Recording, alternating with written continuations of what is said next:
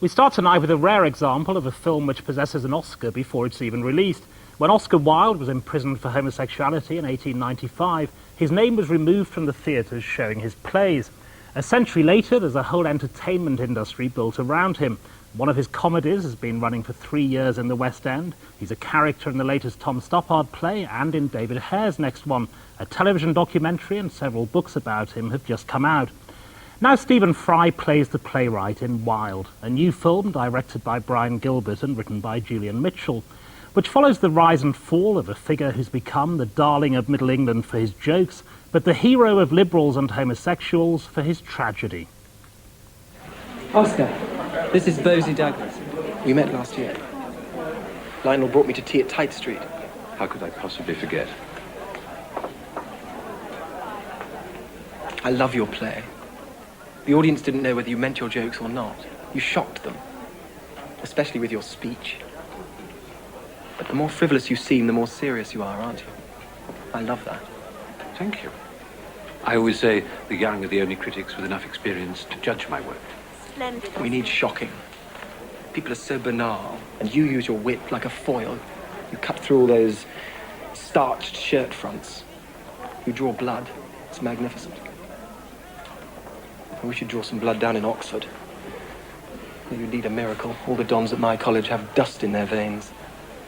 At which college do you educate the fellows? Magdalen. My own college. Well, I shall claim the privilege of a graduate and come and take tutorials with you. Come soon, then. They're threatening to send me down. How could they be so cruel to one so beautiful?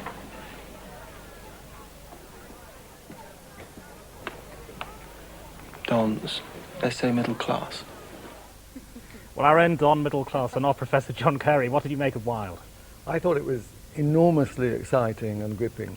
All the fuss about the homosexuality and so on seemed to me in a way beside the point. It was actually a film about fatal love. It wouldn't matter whether it was homosexual or heterosexual. I kept thinking of a book I did for A-level, which was Phèdre by Racine. That notion of someone so in love with someone you could see was worthless, it was ridiculous, and yet he was trapped and ruined by it. That I thought was terrific, and I felt excitement though I knew what would happen. Also I thought it conveyed the brutality of late Victorian society. Even when they were clapping his plays, those starched fronts and the faces, you felt, and the noise, you felt there was a terrible threat which would indeed destroy him, and did. So I felt it a tremendously gripping and moving evening. A literary fatal attraction, Alison Pearson, do you feel the same? I did quite like it. I'm not so enthusiastic as John. I think, in a way, it's quite a tame Wilde. I think that, understandably and very commendably, they're very anxious not to sort of indulge this caricature of the sort of perfumed queen going around dispensing epigrams and lilies. But I think they've overcorrected, and what we have is a rather saintly Wilde, played by Stephen Fry with a sort of Olympian amusement and detachment, very good, a very loving father and so forth. All those things are brought out that one doesn't normally know about him. But he struck me as being a very un-Irish Wilde. I mean, obviously he doesn't have to talk with a broad Irish accent, but some of that sort of vim and vigour, the flamboyance, I felt wasn't there. I also felt that there were things that they left out. I mean, John has mentioned Richard Ellman's fantastic biography on which this film is based. Some of the stuff in the trial is withheld, some of the slightly naughtier evidence where he said, did you kiss this man? He said, I would never kiss a man that ugly. The great Wilde death scene. This is a man who began in kind of perfumed harmony and ended up exploding on his own deathbed. They sort of drew the line at showing us some of the nastier bits. A rather sanitised Wilde. Tom Paulin.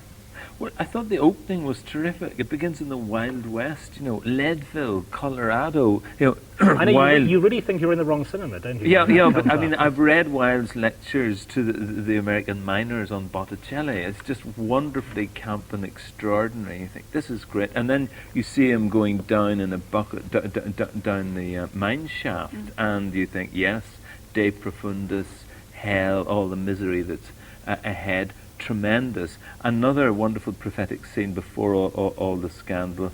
He's walking through a London street, and suddenly the street's full of lawyers with wigs and gowns, and you say, yeah, there's the future is going to hit But then him. when we get into Well, when the we get life as it's into it, known. I have to say, I mean, this is a decent, caring Wilde, and you see him with the family. But, you know, I've read 2 biographies of his unfortunate and tragic wife, Constance, and it's like a tragic version of the Railway Children. I mean, this man unleashed what he called the tiger life on his family, and you can't watch the family scenes without thinking what he did to them.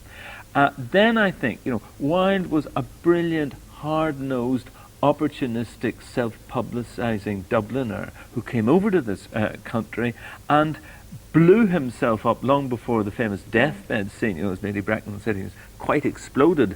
But he did that right at the centre of a very hypocritical society, where in a way he'd behaved as a hypocrite, but his whole impulse was to do the Irish thing, make a brilliant speech from the dock, and be sent down or executed.